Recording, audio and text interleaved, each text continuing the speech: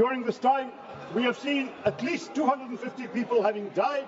Manipur has a rich cultural heritage, natural resources, and yet it's struggling with economic underdevelopment, limited industrialization, high unemployment rates, and more than 70,000 people displaced. I must say I'm sorely tempted at this very late hour. I'm sorely tempted at this very late hour, sir, to say that better late than never and just let the bill pass. But I think some home truths must be told. We've all witnessed the horrors of Manipur, a slow-burning horror once the unrest began in May of 2023, which is continuing now 21 months before the president's rule was actually declared. During this time, we have seen at least 250 people having died, perhaps over 300. We've had more than 5,600 weapons and 6.5 lakh rounds of ammunition seized, looted from police armories, more than 70,000 people displaced, a lakh affected, and thousands still forced to live in relief camps. Sir, the Home Minister is present here, and this is happening, sir, at a time when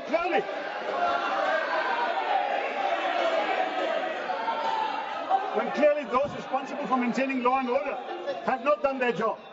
The issue of national security has been before this House, sir, and the fact that when we found all these tragedies happening, no decisive action was taken for almost 2 years. My party called repeatedly for an earlier imposition of President's rule. That did not happen, and I'm very sorry to see that it was only when the Chief Minister resigned on the 9th of February, the State Assembly had to reconvene by the 12th, but even though Article 174(1) of the Constitution requires it, it was not possible to convene the State Assembly. The Congress Party in Manipur had prepared a no-confidence resolution. Your own ally, the NPP, had withdrawn support, and in those circumstances, only then, with the Assembly unable to meet because you could not survive such a motion, that President's rule was declared. This, sir, is a very painful development, and to cite the failure of constitutional machinery in the state over the Assembly's inability to meet, when the real failure has been one of national security, has been one of law and order maintenance, has been one of basic decency for the people suffering the torment of violence in that state for almost 2 years, this, sir, remains a blot on the conscience of the nation. Today now, this is the 11th instance that we will be approving President's rule in Manipur, which is a record, sir, the highest of any Indian state in the last 77 years. No state has had to go under President's rule for 11 times, as Manipur has done. Now, sir, this is a very serious moment in our own country's history and in the history of Manipur. Decision-making power has been shifted from locally elected representatives to the central government and the governor appointed by the central government. And that is a very onerous responsibility at a time when, sadly, our own Prime Minister has not gone to listen to the pain and trauma of the suffering people. Even the Supreme Court has sent a delegation 2 weeks ago. They have visited, they have seen the conditions of the people there, and we would urge that this omission be rectified as soon as possible. In addition to that, sir, we really have to look at what President's rule means in practice for the people of Manipur. They have suffered a long history of insurgency. There have been various armed groups running amok, demanding autonomy, independence, God knows what else. They're often operating outside the law. Governance and law enforcement have been pretty much non-existent under the previous, now departed government. And at the same time, as a result of this condition, infrastructure development has been hampered, economic growth has suffered, and integration with the rest of the country has been largely absent, sir. Manipur has a rich cultural heritage, natural resources, and yet it's struggling with economic underdevelopment, limited industrialization, high unemployment rates, and inadequate infrastructure. On top of that, the biggest crisis we're facing today, sir, is that there has been an erosion of public trust in the state of India, the state of Manipur, and its institutions. And that legitimacy has to be regained during this period of President's rule. On top of that, we are seeing the state facing severe challenges from illegal immigration and drug trafficking, exacerbating the social and economic conditions I've mentioned. There has been, sadly, a situation where in 2023, a prominent Manipuri woman police officer resigned from the force, blaming the Chief Minister and the government for actually interfering in drug investigations and sheltering drug lords.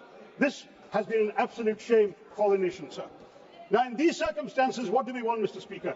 We would like to see President's rule seen as an opportunity to heal the state.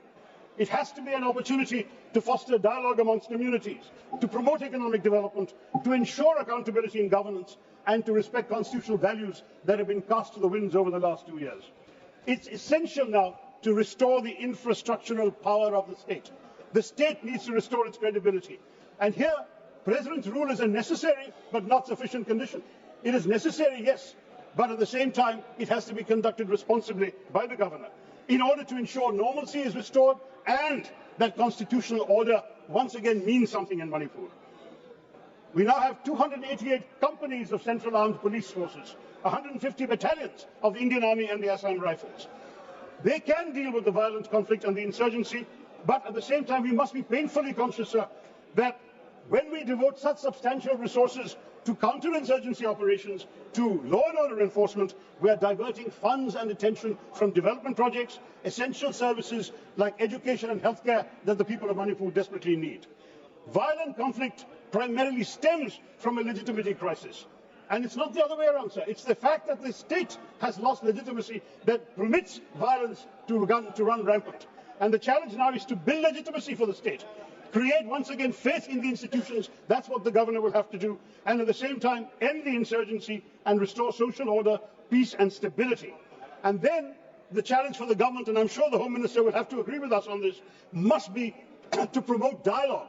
Promote dialogue amongst communities that have been at war with each other, that have been alienated from each other. Promote inclusive policies that erase the divides in Manipur society. This, sir, is the task confronting us. If President's rule is to be used for any good purpose, this is the only purpose that it must serve. We have to come back again within 6 months to actually once again renew this proclamation. So I say to the Home Minister and to the government, of course, we will all go along with this resolution. We are not going to oppose it. We know that constitutionally it is required for the country. But we hope that the government will go in with a larger vision of how President's rule can be used to restore faith in the institutions of our state, the legitimacy of the people, the legitimacy of the state of India in the eyes of the people of Manipur, and then in this process, sir, we will be able to restore constitutional order, social order, and peace and healing to the people who have suffered such terrible anguish. No one should have to go through what the people of Manipur have endured. Let us not add neglect to that. Let us not use President's rule only as a law and order enforcement mechanism. Let us think of the people of Manipur and bring them healing, closure, and peace. With these words, sir, my party will support this proclamation. Thank you, Mr. Speaker. Lalji Verma. Will go in with a larger vision of how President's rule can be used to restore faith in the institutions of our state, the legitimacy of the people, the legitimacy of the state of India in the eyes of the people of Manipur, and then in this process, sir, we will be able to restore constitutional order, social order, and peace and healing to the people who have suffered such terrible anguish. No one should have to go through what the people of Manipur have endured. Let us not add neglect to that. Let us not use President's rule only as a law and order enforcement mechanism. Let us think of the people of Manipur and bring them healing, closure, and peace. With these words, sir, my party will support this proclamation. Thank you, Mr. Speaker. Lalji Verma.